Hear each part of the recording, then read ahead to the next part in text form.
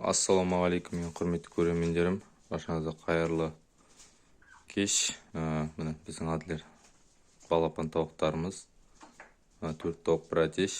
Бұның линиясы бұрынғы өзімнің Адлер тауықтарым. Тауық дегенде балапан тауықтарым болды бұрын. Мені толықтай көріп жүрген адамдар болса біледі. Қыста алып, күзде сатып жіберген Адлер тауықтарымыз, солардың балапандары мыналар. Өзіме қайтадан сатып алдым балаларын. Ол порода Россиядан келген породының жұмыртқасынан шыққан Адлер тауықтар болды.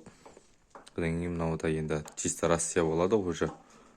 Содан кейін осыларды өзім сатып алдым. Бір штугын 2000 теңгеден алдым. Окраскілер жақсы. Бағасын беріңіздер.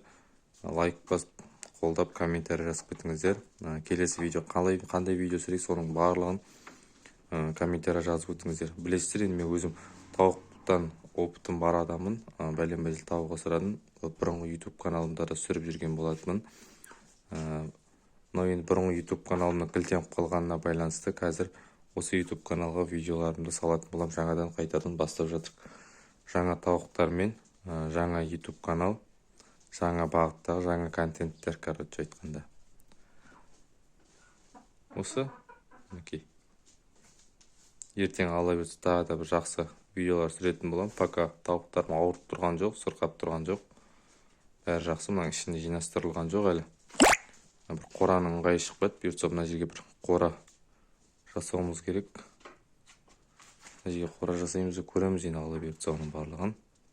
Алда жоспарларының барлығын сіздермен бөлісетін болам. Келесі видеода көріскенше сау саламатта болыңыздар.